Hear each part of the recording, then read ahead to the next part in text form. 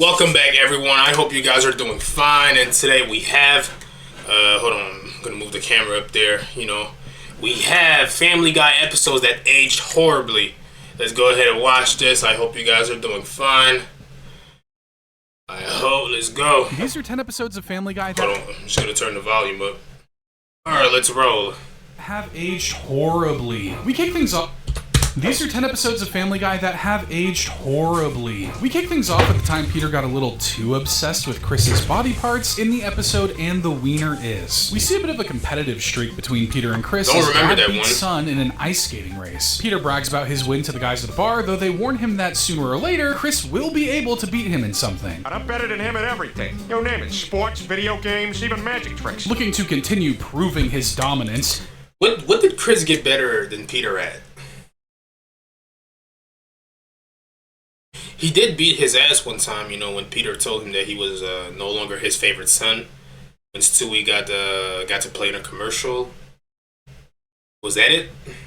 Peter challenges Chris to a basketball game at the YMCA. Chris comes very close to beating Peter, so Peter resorts to underhanded tactics to win. Your mother and I get a divorce. You are? Yes! Yes! He didn't even dribble, bro. That's below the belt, man. Speaking of which, Peter and Chris decide to take a nice sauna to unwind. You are? Yes! Yes! Oh, no, we worked it out. That's below the belt, man. Damn, bro, that's crazy, man. Of which, Peter and Chris and your parents are having a divorce, bro. Chris decide to take a nice sauna to unwind, though Peter notices something is wrong with Chris's leg. Only... Oh my God, that's not your leg! The image of Chris's... Oh my God, no. Thing is etched in Peter's mind, keeping him from even getting it on with his wife. Bro, your son has a bigger one than you, bro. Damn! Thanks to you, our son has a huge wang. Thanks to me? Well, he didn't get it from me! Peter is no longer Wait, could that mean... Wait, paternity fraud, whatever?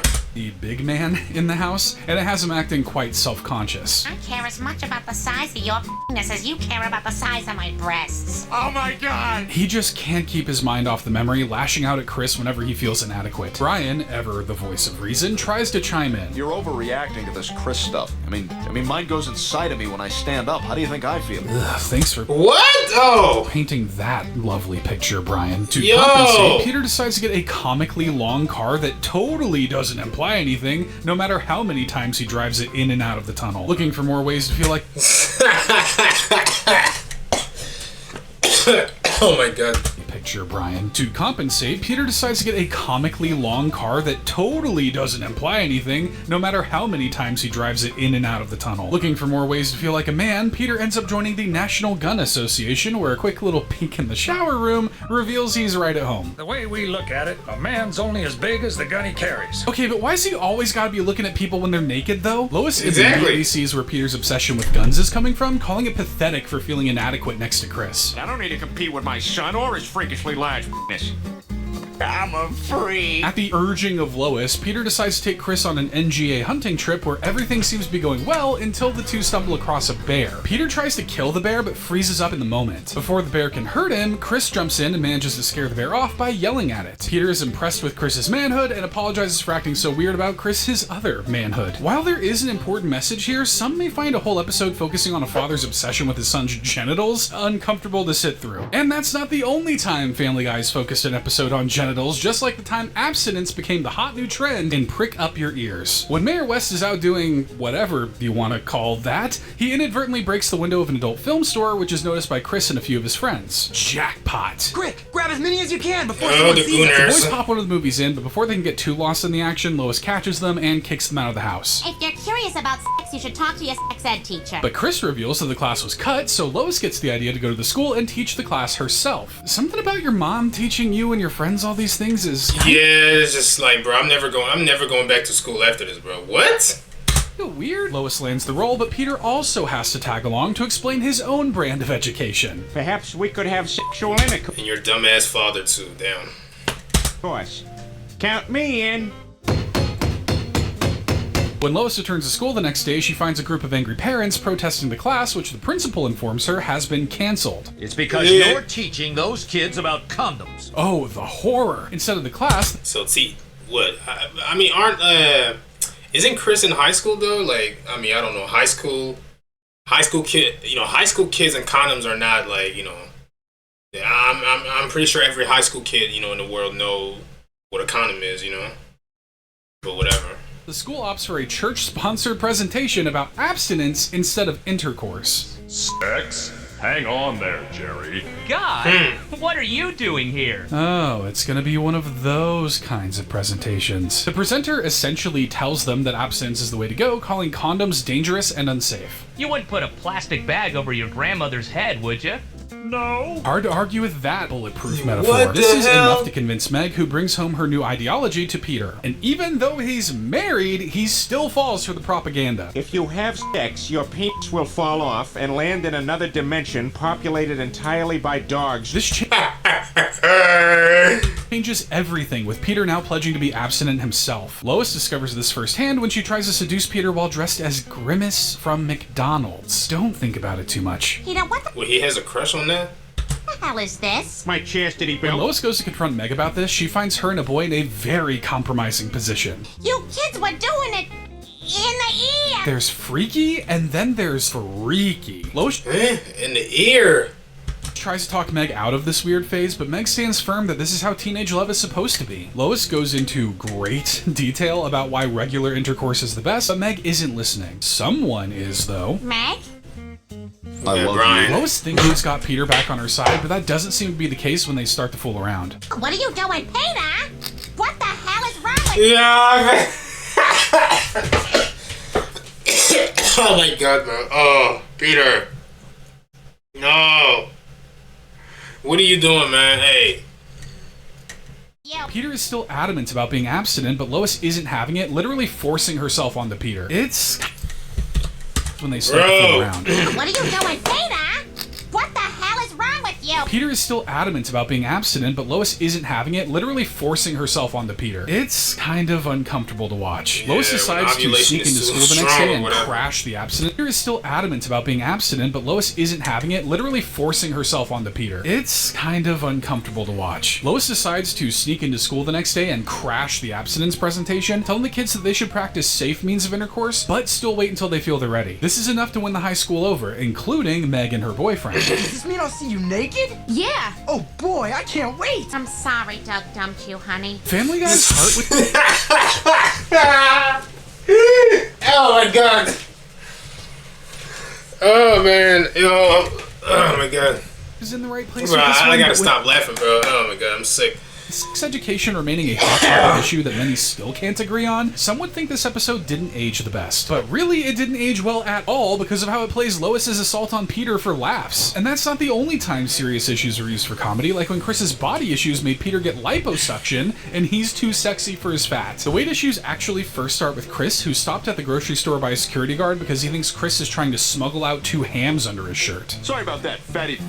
Hey, Tom, he's just a fat kid. While the Griffins are staying at a hotel Damn. as their house gets cleared of fleas, Peter notices Chris is hesitant to take his shirt off. He first thinks he's hiding bruises and makes a big scene about it, but Lois gets Chris to admit that it's because he's self-conscious about his weight. No one thinks you're fat. I'm sorry, sir. You can't park your van on the diving board. Damn, does everybody have to roast Chris? Since Chris Damn, is concerned with his weight, yo. Lois offers to help him diet while Peter gets him on an exercise plan. Meg, ever the responsible older sibling, offers another option. Why don't you do what the supermodels do? Stick your finger down your throat and throw up till you're skinny. In the words of a great wise man, shut up, Meg. Peter does his Yo. best to get Chris in shape through a variety of exercises, from running on the treadmill to pull-ups in the park to swimming like a salmon upstream. Yet by the end of it, Chris doesn't seem to have lost any weight. He was, however, able to shed a few stewies. Oh, God. Not knowing what to do next, Peter is recommended liposuction by Cleveland, which would suck the fat out rather than burning it. But Chris decides not to go through with it, deciding to stay on his diet and exercise plan instead. Lois finds this admirable, questioning who would be lazy and foolish enough to go through a procedure like that. I think we all know who. Hello. Good lord, Oh he's my built like God. a nematode from SpongeBob. Everyone is shocked by his transformation, while Lois is worried that losing 200 pounds of weight instantly isn't natural. But Peter says he feels great. With his new lease on life, Peter turns to Brian to help him with something he's always wanted to do, but couldn't when he was fat. I was wondering if I could put a little saddle on your back and ride you like a horsey. You really think a no is enough to stop Peter? Yeah. Come on, old paint. In your ass. Come on. Not completely satisfied with his new look, Peter contemplates getting even more surgery, but Lois tries to tell him that it's the little quirks that make you who you are. I think I know what you're getting at. He, in fact, does not know what she's getting at, which becomes apparent when Peter shows up ripped and handsome. Hey, pal, you can't just walk What in the here. hell? Holy crap, it's Peter. Lois tries to tell him how disappointed she is in him, but even she can't deny the Greek god that is now her husband. Being beautiful comes with plenty of benefits, as Peter is given special treatment at the grocery store and is even invited to join a beautiful people club. Yeah, I did that once. They actually kicked me out because I was too beautiful. Peter decides to bring Chris to the beautiful people club to give him some inspiration to work towards, but he isn't let in because of his weight. Surely Peter will stand up for him, right? Well, let me tell you something, buddy. If my son can't come in, then I'll just come in. He had me in the first half, not gonna lie. Chris now hates his appearance even more, but Peter isn't feeling any guilt over this. Surprisingly, it's Meg that gives Chris a confidence boost, saying she's jealous of how much weight he's lost. Thanks, Meg. I'm jealous of your mustache. Meanwhile, Peter is busy driving but gets distracted by his own beautiful reflection, crashing his car and sending him flying into a lard factory. Luckily, he's still alive, but all the lard made him put all his weight back on. Sure, that's probably how that works. Peter is shocked to see his family still loves him after what a jerk he's been. Well, Peter, I guess you learned a pretty valuable lesson. Nope. No surprise there, especially with how this episode handled things like body dysmorphia and healthy weight loss, which are still delicate topics to talk about to this day. And speaking of delicate topics, religion was put on the chopping block when Family Guy turned Jesus into a celebrity that spirals out of control in I Dream of Jesus. While eating at a 50s diner, Peter's reintroduced to a song that is about to ruin everybody's life. Oh my God, this is Surfing Bird by the Trashmen. This is my favorite song of all time. Peter gets himself a record of the song and has it playing non-stop throughout the house, much to the displeasure of, well, everyone, finding any way he can to squeeze it into everyday conversation. It was my understanding that everyone had heard. Heard what? Ryan, don't! Oh, well, a bird. Desperate for some peace and quiet, Brian and Stewie sneakily steal the record while Peter's sleeping. Peter is obviously furious, and when no one fesses up to the record's disappearance, he decides to just go buy another one. While at the record shop, Peter's quest for the bird that surfs is interrupted when he recognizes a familiar face working behind the counter. Are you Jesus Christ? No. Oh my God, you are! You're Jesus Christ! Peter's ecstatic to see the savior of mankind has returned to preach the good word. Wait, what word? Oh, well, a bird. Do you guys think it's possible to get your ears removed? Jesus reveals that he comes to Earth every few hundred years to hide out from his family, so Peter decides to invite him to his house for dinner. Who wouldn't invite a guy who can turn water into wine? After charming the family at dinner, Jesus is ready to call it a night, but Peter tries to convince him to fully reveal himself to the world so he can save the planet, and Peter is gonna help him. I would like to introduce you to the one, the only, Jesus Christ. But no one seems to care. It isn't until Jesus literally walks on water that people start to take notice. With his return known to the world, Jesus becomes an overnight celebrity, being featured on various talk shows, magazines, and award shows. Needless to say, fame quickly begins to change him as he's flocked by a posse of women. Last time I was down here on Earth, I only hung around with one whore. Afterward, Jesus goes to a party with his group, but when Peter tries to join, he's told there's no more room. Jesus won't even return any of Peter's calls, but he manages to get a hold of him when calling with Lois's phone. It's clear Jesus is making up some BS excuse to not hang out with Peter, and Lois tries to reassure him that he's still his friend deep down. None of this would have happened if somebody hadn't stolen my fucking Surfing Bird record! I see that wound is still fresh. The next day on the news, Peter says that Jesus has OD'd and was arrested. So guess who calls to ask to be bailed out? Peter isn't exactly jumping at the opportunity to help his former friend. Yeah, well, what are you gonna do about it? Alright, I'm coming! Peter finds Jesus disheveled and disappointed in himself, realizing that his inside got the better of him and that he's not ready to be the world's savior just yet. Right before he leaves, Jesus gives Peter a parting gift. What is it, Dad? What, you haven't heard? Fuck!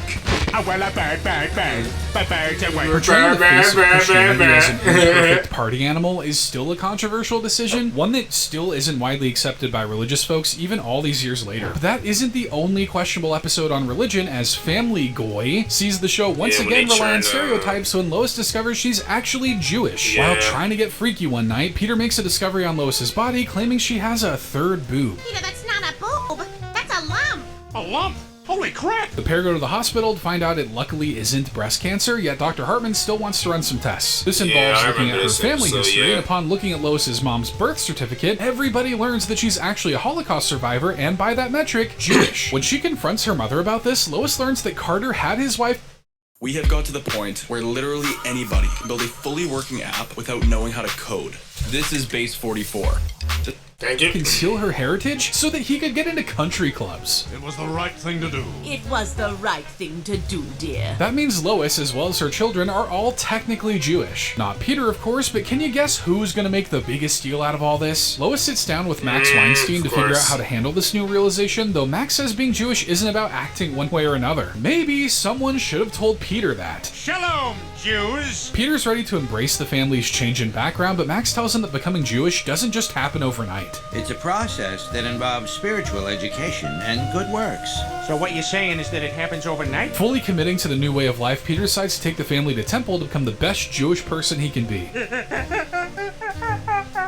That's my Jewish laugh. I'm working on a Jewish laugh. Peter even decides to enroll the kids into Jewish schools, which Stewie isn't too excited about until he learns about the wonderful 8 days of presents that is Hanukkah. Yeah, this Judaism thing is going to be better than I thought. Because of his change in religion, Peter is visited by the ghost of his uber-Catholic father, coming with a warning for those who betray their faith. If you forsake your religion, you'll spend eternity in hell. Side note, this has been quite the cameo fest for Season 3 characters. Peter decides to denounce the faith he's had for a few days to return to his devout Catholic lifestyle. He becomes so anti-Semitic that he even puts Lois up on a cross. Oh my god, man. Why is his first instinct always to commit a hate crime? Lois escapes to her mother's house to wait for Peter's craziness to blow over, yet her mother sees this as something more serious. This is just like what Carter did to her, forcing her to repress her identity, and has regretted it ever since. Fed up with Peter's anti-Semitism, Lois decides that the family will be holding a Passover dinner this year rather than an Easter dinner, which obviously upsets Peter. Lois, this family believes in the Easter Bunny. He died for our sins in that helicopter crash. Yep, that's the story he's going with. Lois goes through with her Passover plan, but a plastered Peter dressed as the Easter Bunny crashes the party. Now what he plans to do, he's not really sure. Alright, I'm gonna go lie down, and then I'm gonna come back and mess up your Seder. Peter returns to wreak havoc again, stating that he can't be with someone who doesn't believe in Jesus. Hey, heard my name. Wow, Jesus! Oh, you're dead now, Lois. In actuality, Jesus explains that he's Jewish and that Judaism and Christianity aren't all that different. What really matters is that you treat others the way you want to be treated, and while that is a nice sentiment, the heavy use of Jewish stereotypes in this episode still feel rather dated and lazy, feeling like something that nowadays just doesn't work. And speaking of stereotypes, more presented themselves when Chris escapes to an isolated tribe in South America in Jungle Love. Fearing being paddled on his first day of high school, Chris tries to back out of going, but Lois reassures him that's a made-up myth to scare freshmen. Feeling relieved, Chris hops out of the car, ready for a great day of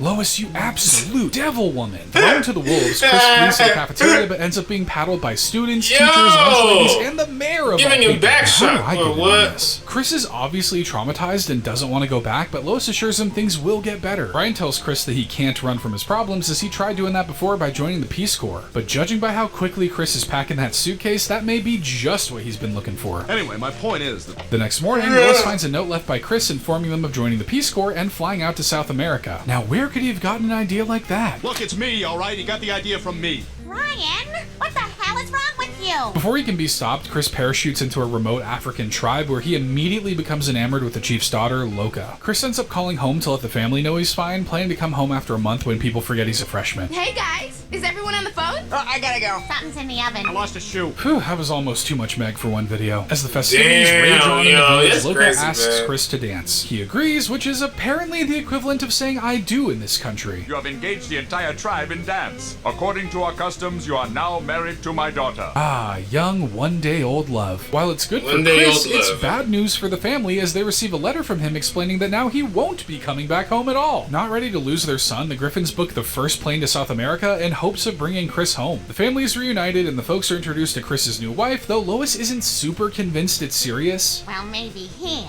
but not in America, where God pays attention. Lois tries to convince Chris to leave, but he's not going anywhere. Peter may not be either, as whipping out $30 has him being treated like a king. We've never seen that much money before. You are the richest man in the country. This lands him a prime hut spot and around-the-clock servants. Lois urges them to leave, but Peter likes being somewhere he can be somebody. At least he isn't getting drunk out of his mind here. Chris confronts Peter for taking advantage of the village people, claiming he's just using this place to escape from his problems at home. Lois makes him realize he's doing the same thing, running off to a foreign land to escape the reality of being a freshman. Freshman? Freshman. Whoops, I think I said the secret word. The villagers chase the griffins through the jungle, but luckily they're able to hop on a plane just in time. The portrayal of native tribes in this manner was birthed through racist caricatures from decades ago, and many would agree that's where these kinds of characterization should have been left. And what also may not work nowadays is tackling the topic of reparations through a story involving Peter having a black ancestor in Peter Griffin, husband, father, I remember this one, Family goes to the high school basketball game to see Chris wipe the floor in his new role on the team, literally. Hey, yeah, that's my son out there. I taught him how to wipe. On the drive home, Peter starts to think his son is possessed when he starts speaking street talk. Yo, did y'all check me when that hottie was all up in my Kool-Aid? Peter just doesn't understand the kids these days with their hippity-hop music, you dig? I'm trying, guys, I really am. Peter confides in Cleveland that he doesn't know what to do about Chris's new urban personality, so Cleveland suggests Peter teach him about their own heritage so he can relate to his roots. Peter takes Chris to the library so he can learn about how sweet being Irish is, and finds a book detailing the Griffin's ancestors from aristocrats to philosophers. Thomas, would you please go look for a job? Why? But upon going all the way back to 1840, they come across an ancestor named Nate Griffin who, let's just say, has a very different complexion. Holy crap, I'm black! Peter can't believe he's technically part black, but reading Nate Griffin's diary proves that those Griffin habits are certainly generational. So I took her head and stuck it by my butt and blew a huge fart right back at her. In order to get in touch with his newfound heritage, Peter joins Cleveland at an African American League meeting where Peter actually manages to convince them he belongs there since he's watched a lot of black television. So before you decide that I don't belong here, remember this.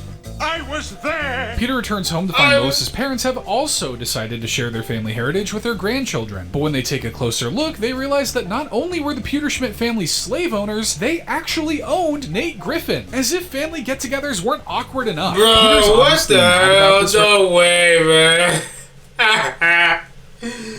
Revelation, and while Carter just wants to move past this discovery, accidentally whipping Peter certainly doesn't help his case. You can whip me all you like, white devil, but you'll never break my spirit! Compelled to fully accept his black side, Peter decides to wear a dashiki and even changes his name to what he calls his slave name. From now on, call me Kichwa Tembo. Fun fact, that translates to head elephant in Swahili. Carter pulls head elephant to the side and asks what he can do to make this right. Peter states that he wants reparations, which essentially boil down to an apology and some Rice Krispie treats. But Carter would rather die than give Peter an apology, so he does the easier thing and just gives him $20,000. How do you spell Kichwa? Yeah, you know what? Screw the Kichwa. Make it out to Peter, P-E-T-E. Instead of using the money to actually help anyone, Peter decides to transform his living room into Pee-wee's Playhouse. This chair that freaking talks. Hey, look, there's a fish that give advice. Holy crap! Lois suggests Peter give the money to a black charity, but he'd rather keep being a man-child. What else is new? Word gets back to his peers in the African American League, who disavow him for not using the money to give back to the community like the rest of them. At the next basketball game, Peter is shunned by everyone, black, white, and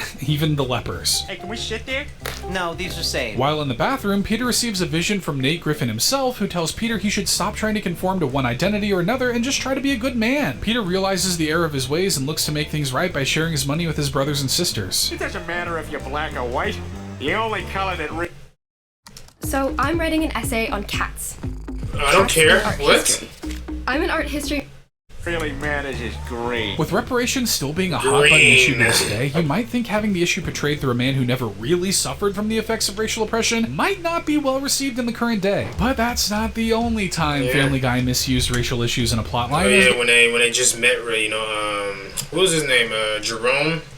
The show introduced a new And, he and Lois dated 12 inches ago, according to her own words. And Jerome is the new Black. With Cleveland off having his own show, the guys are feeling a bit lopsided, so Peter suggests they find a new fourth guy for their group. Despite interviewing a few candidates, Peter has yet to find someone who can be the fourth man. Brian offers to fill that hole, giggity, but Peter is against it considering Quagmire hates you, bro. The whole Quagmire thing. What Quagmire thing? Oh, you know, just that he hates you. Quagmire hates me? Hates you. And thus, Family Guy's greatest rivalry since Peter and the Chicken was born. Horace greatest rivalry, bro. And we have to watch a video about that, a full breakdown explanation of their rivalry, bro.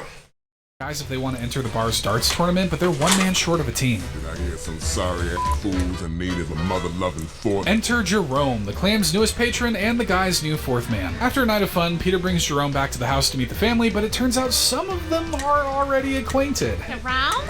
Loose Lois. What? Loose Lois. Oh my god. You guys know each other? Not only do they know each other, but Lois and Jerome used to date. Surely Peter will be totally normal about this whole thing. Lois and Jerome express interest in catching up, but Peter isn't too sure about that. What, you dating that guy? It's just a lot to take in. Oh, yeah? You're telling me. Not helping Lois. Lois assures Yeah. Oh my god. Peter that she's married to him for a reason, but it sounds like Peter won't be comfortable until Jerome is out of their lives for good. When coming home from the bar one night, a drunken Peter spies Jerome watching TV in his house. Still bitter, Peter haphazardly throws a beer bottle through the window, which accidentally starts a house fire. Dear God and Black Jesus. The next day, Peter finds Jerome in his kitchen. Oblivious to Peter being the culprit, Lois offers Jerome to stay at their place while his house is being repaired, which only amplifies Peter's fears. Peter tries to be cool about this, but it's kind of hard to be when stuff like this happens. Out of the way, I'm an EMT. Taking matters into his own hands, Peter tries to scare Jerome off by dressing up as a ghost. Clearly, someone... Oh my god, yeah. Ooh, fire ghost. One should have paid more attention. Oh my god. God, man. Oh my god. In history class. Surely, Jerome, you don't want to stay in the same house as a ghost who carries a torch around. Peter makes it clear he wants Jerome gone because he thinks he's trying to steal Lois. This upsets Jerome, who claims he'd never do something like that to a friend, so much so that he decides to leave. Though Peter is pretty happy with himself, Lois is disgusted by Peter's actions and assumptions. She even shows him a gift Jerome got him as a thank you for letting him stay in their house. Realizing the error of his ways, Peter goes to apologize to Jerome and the two make up, only their friendship doesn't really get all that fleshed out going forward. It's clear Jerome was just meant to replace one black character with another, and the relegating of black characters to these token roles is a trend that should have been left in the past. And what should also probably be left in the past is jokes about mental disabilities, like an extra large medium where Chris falls in love with a girl with Down syndrome. While out on a family hiking trip, Chris and Stewie end up getting lost in the woods. Night falls and it looks like they'll be sleeping in the wilderness. Are we gonna die? Hey. Probably. Thanks for the confidence boost, Stewie. If they manage to survive, Chris plans to finally work up the courage to ask out a girl named Ellen in his class. But after 3 days pass, it looks like Stewie and Chris may not make it, but thankfully they're come across by Bruce. He's always there when you need him most. Stewie's eager to see Chris make good on his promise, and while Chris doesn't think he can go through with it, Stewie convinces him to give it a shot. With Stewie in tow at school, Chris introduces him to the girl he wants to ask out, though his choice surprises Stewie just a tad. Wait a minute, that's the girl? Yeah, isn't she special? That's the way the state of Rhode Island would put it. Not deterred by her Down syndrome, Chris seems head over heels for Ellen, even getting Stewie on board as well. Your head makes me laugh. I'm guessing this one owned a bunny, but not anymore. Chris finally gets to the point, expressing how much he likes her and his intentions to take her on a date. Okay, pick me up Saturday at 8. Great. See you then. With Chris so nervous about his date, Stewie decides to help him look the best he ever has through a lively song that may or may not make some questionable remarks about his date. You must impress that ultra that song was crazy, man. Down syndrome girl.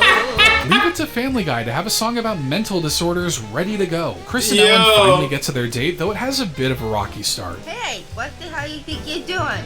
Sitting down? Get up and pull my chair up for me. Things only get rockier as Ellen continues to press Chris for not asking her about herself and demands a shoulder rub, which Chris is quick to oblige her with. After an interesting date, Chris drops Ellen off at home, but she's not done with him yet. I need somebody to make me an ice cream sundae. So get in the house. Chris does as he's told, but Ellen berates him for putting chocolate sauce on it. Now, I'm not a scientist, but I think the sauce is what makes it a sundae, no? Fed up, Chris stands up for himself and exclaims how he thought people with Down syndrome were different, but they're just a bunch of jerks like the rest of the world. His words, not mine. I got bad news for you, buddy. You just blew it.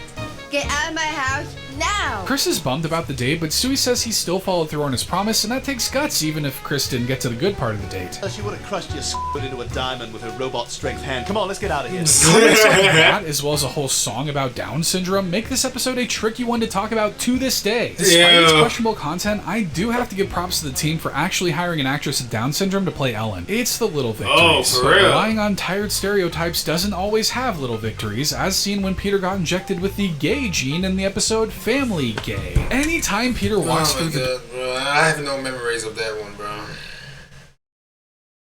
door, you just expect something weird to come out of his mouth. You know how you always wanted a real diamond engagement ring? Oh my god! That's right, I bought a horse! Peter is adamant the horse will make a fine addition to the family, despite the fact that it's brain dead and pees itself. You know what? I don't want him to feel self-conscious. Everybody pee. Deciding to enter his prize steed Everybody into a pee. horse race, Peter's plan goes off the rails when his horse suddenly goes off the track. It looks like Till Death has taken a right turn and is heading into the stands. That's what Peter gets for horsing around. Don't click away, please. While the horse may be gone, Peter and Lois are still left with $100,000 in damages caused by the animal. Peter decides to look in the newspaper for a second job and happens to find an ad looking for participants in an experiment. Asparagus. Experiment. The AI-powered vocal chain from AutoTune is your cheat code for unlocking your signature vocal sound. You can try all these tools with the AutoTune. Experiment. Right. All Peter has to do is get injected with a few isolated genes and he'll get paid a ton of money. Sounds good to me, jab me up. The final one is the gene they believe makes people gay, but Peter has some hang-ups about that. Are you crazy? I don't want to take a chance on being gay. We'll give you $125. All right, I'll do it. Peter returns home acting quite differently, which is cause for concern from Lois. Peter, are you gay? Guilty! Let's keep moving. This goes on for a really long time. Lois is worried about this change in Peter, urging him to go back to the doctor and have the effects reversed. However, she changes her tune when she sees the positives, like Peter suddenly becoming good at cooking, cleaning, and dressing. But it's not all rainbows, or should I say it's too many rainbows? As when Lois tries to make romantic advances on Peter, he shuts her down. Wait a minute, you mean we can't have sex? Yeah. No. Wanting her big, dumb, straight man back, Lois goes to the doctor, who tells her they just have to wait for the effects to wear off, which could take days, years, or possibly never go away. While Lois is willing to try living with this, Peter has other ideas, evident by... And he was willing to take that for $125. Crazy. Bringing home a boy toy named Scott. I'm here, I'm queer, but don't get used to it because I'm leaving you. At least with Peter gone, the house isn't being destroyed weekly, but it seems like Lois actually misses the chaos he brings. Hating to see her like this, Brian and Stewie decide to enroll Peter in a camp claiming they can make people straight. How do they achieve this? Well, there are several nuanced treatments, like beating a gay guy with a bat. Oh my god, I remember this one, bro. No, don't use the bats like this. No, not like that. No. Excessive. Scott stops by the Griffins after Peter hasn't been seen for 2 days. Lois is obviously worried, but Brian tries to calm them down by admitting to putting Peter in the camp. Surprisingly, this doesn't sit well with Lois, who goes to take Peter from the camp. This is who you are. I can't change you. And it would be wrong for me to try. Now a free man, Peter returns to an overjoyed Scott who surprises him with one of Peter's wildest fantasies. While that's going on, an interesting discovery is made over at the hospital. Oh, here are my notes about the gay gene. Huh. It wears off after 2.5 weeks. Cue the realization in 2.5 weeks. 2, 1. Holy crap! The episode's stereotypes involving gay people were controversial when it was released, and especially so nowadays, even to a point where Family Guy themselves have made it a point to roll back these kinds of jokes for future episodes. In fairness, we've been trying to phase out the gay stuff. And to make sure you don't phase this out of your watch list, be sure to hit the subscribe button so you can stay up to date on our latest videos. Here's one you can watch now on Family Guy's worst episodes. Oh my god, this is crazy, man. Hey, I did not, bro, whatever, man. Hey, you guys let me know what you think about this in the comments, and I'll see you guys in the next one. Peace out.